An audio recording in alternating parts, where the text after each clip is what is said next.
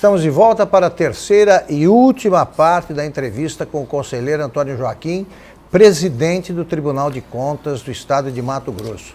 Luiz Fernando, mais uma vez eu interrompi quando você estava ameaçando uma pergunta, então faça. Bom, eu queria falar sobre essa auditoria que o Tribunal de Contas está realizando na área da saúde, que é um problema que a gente tem mostrado com frequência aqui na Band, uma ronda que a gente tem feito sempre nas policlínicas, e nesse levantamento 51% dos locais visitados não havia médico.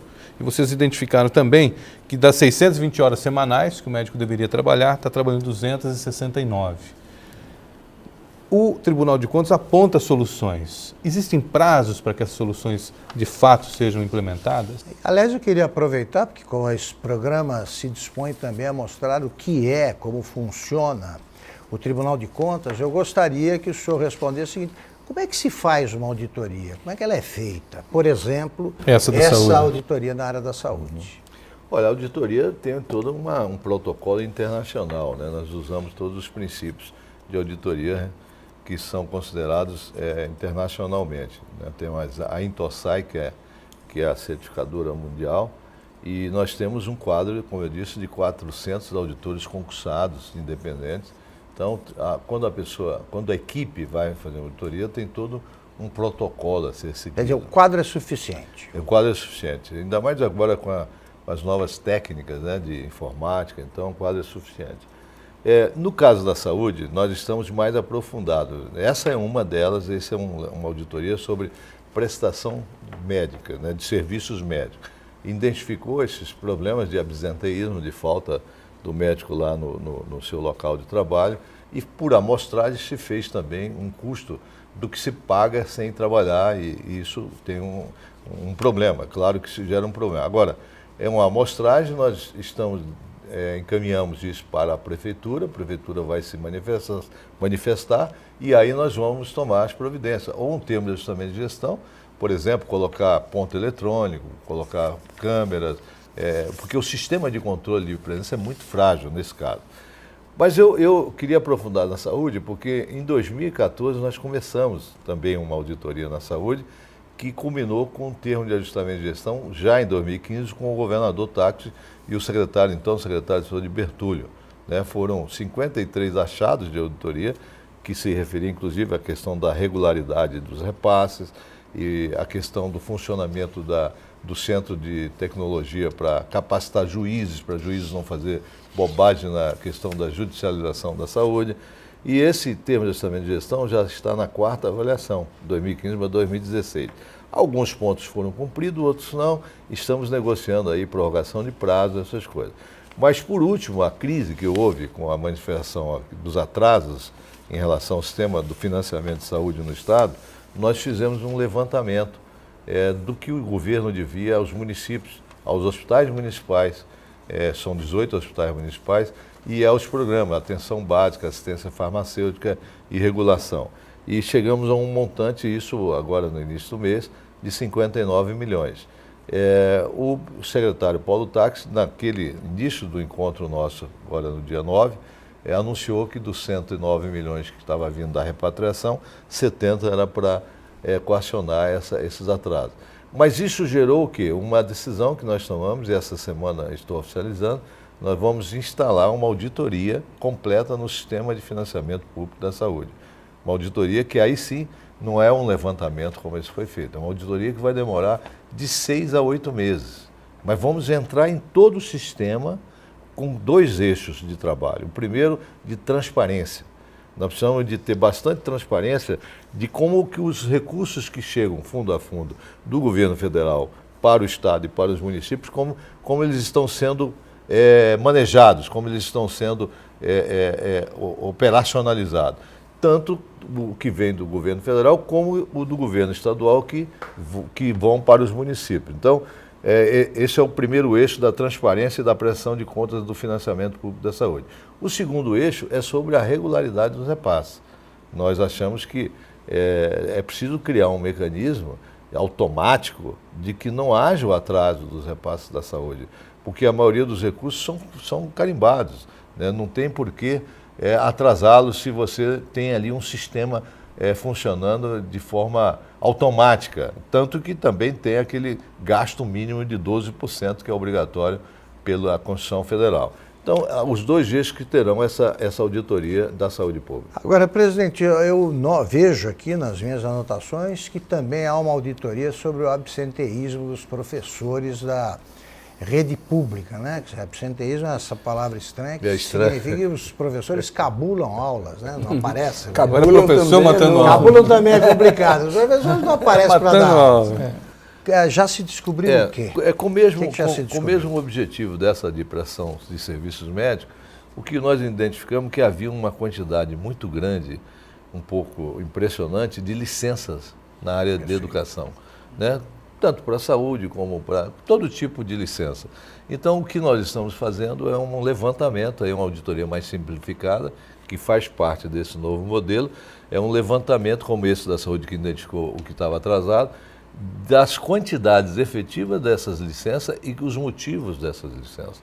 E aí nós vamos encaminhar para a providência. Quais são as doenças endêmicas ali? Né? Eu gostaria de fazer uma pergunta sobre uma decisão do Supremo, mas antes eu tenho uma informação que me chegou. Eu gostaria de saber que o senhor se procede.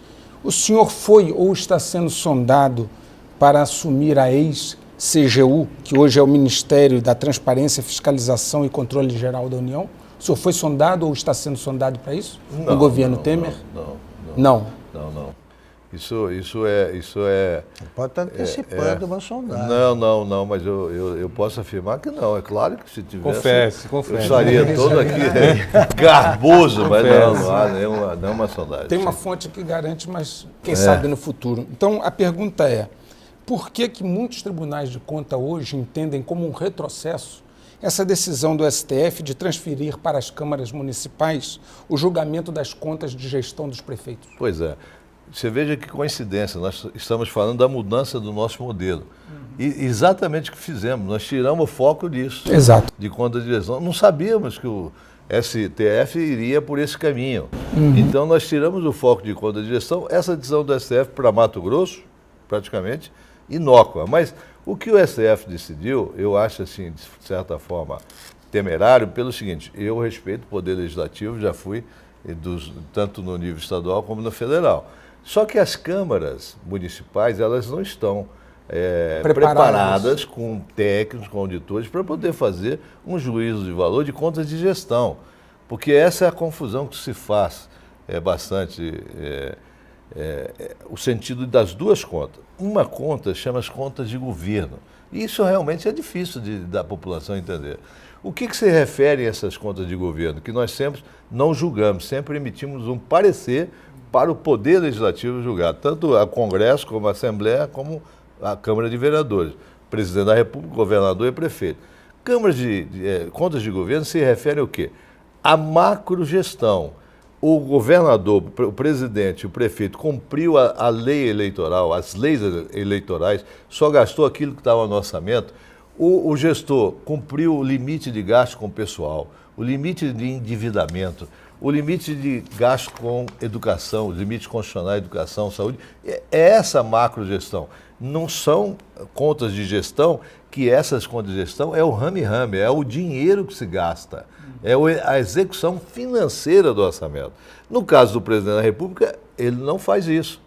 No caso do governador, ele não faz isso. Tanto que as contas do TCU, que ensejaram e fundamentaram o impeachment, são contas de governo, porque não cumpriu o orçamento. A pedalada, o que quer dizer? Foram 50 bilhões de financiamento camuflado que não entrou no balanço. Então não cumpriu a lei orçamentária. Não é gasto que ela gastou 50 bilhões, que ela emitiu cheques, emitiu ordem de pagamento. Então são contas de governo. A conta de gestão, quem tem é quem é gestor, é quem assina cheque, é quem é o ordenador de despesa. Veja a contradição do Supremo. Quando se pediu, e aí o prefeito tem duas contas, porque 90% dos prefeitos, eles são responsáveis pela conta de governo e pelas contas de gestão, porque é ele que é o gestor, não é o secretário, ele que é o gestor. E aí qual é a contradição? O Supremo, quando foi ver a constitucionalidade da Lei Ficha Limpa, diz que a linha G, que fala sobre ordenador de despesa, independente da origem dele, ele será julgado pelo Tribunal de Contas e ensejará a inelegibilidade na lei ficha limpa quem tiver as contas irregulares ou rejeitadas. Agora, nessa decisão, eles desconsideraram a decisão do ficha limpa. Então, essa decisão atual, que transferiu para as câmaras, 2 julgamentos agora, conta de governo e conta de gestão, que é o gasto financeiro. Contas de governo, perfeito, é o julgamento político mesmo, é essencialmente político. O tribunal dá um parecer, como o TCU dá um parecer, mas o julgamento político. Agora, conta de gestão, como é que a Câmara vai identificar problemas numa licitação, num contrato? Qual é o nível de estrutura que a Câmara de Guiratinga, lá de nossos municípios, lá de Santa Terezinha, que está a 1.300 quilômetros de Cuiabá, tem um quadro de funcionários de 5, 6 pessoas. Como que ela vai avaliar aquele balanço ali, aquele gasto? Ela não tem nenhum corpo técnico para isso, e não tem recursos para tê-los. Não tem. É inviável. Então, fica mais complicado isso, do ponto de vista de efetividade. Eu queria só fazer mais uma distinção, Augusto, se me permite. Muitas pessoas, o governo do Estado, falando do governo do Estado de Mato Grosso, às vezes fala assim, não tem dinheiro. Mas existe aquele dinheiro carimbado, né, voltado para certos fins específicos. O governo do Estado não tem dinheiro nenhum ou não tem dinheiro disponível, mas tem esses carimbados? Não, o governo de Mato Grosso tem recursos em conta corrente, em banco, mas são recursos carimbados. Em que valor? Que são recursos de financiamento do BNDES, da Caixa Econômica, de políticas públicas de saúde e educação, que é chamado contas especiais.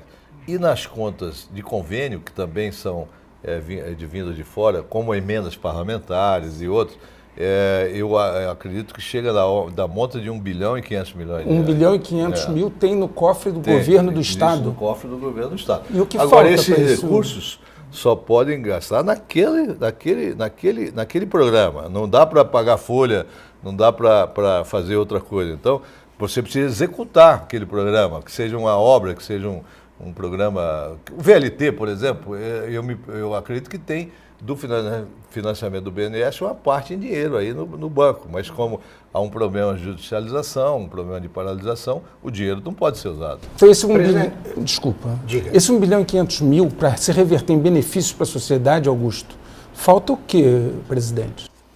Olha, aí é uma pergunta para a gestão, porque é o que eu digo, para você gastar esses recursos carimbados, precisa executar aqueles programas que são carimbados, que são definidos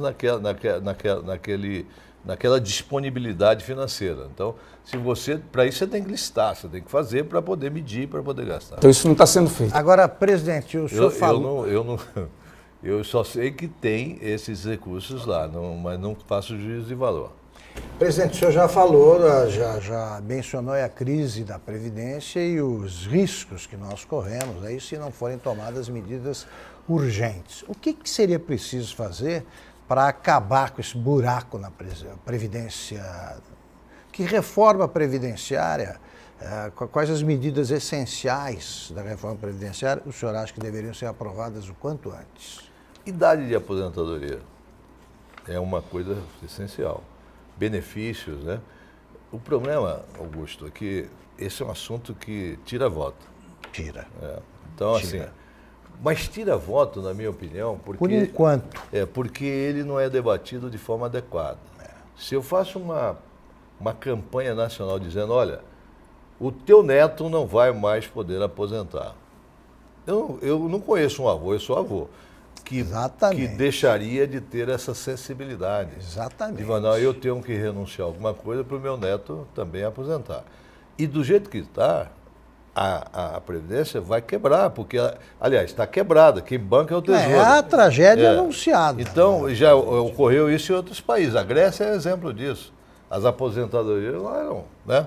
O que ocorreu? O país quebrou. O Chile é exemplo disso. Vários países... Argentina. São exemplos disso. Então, é preciso assim, ter coragem política e aí realmente fazer o enfrentamento, mas esclarecer com clareza. Né? Porque quando vai um sindicalista ou um líder sindical e fala, eu sou contra e tal, é preciso contrapor os argumentos. Né? Tá tudo bem para mim, para o meu filho, mas o meu neto não vai receber.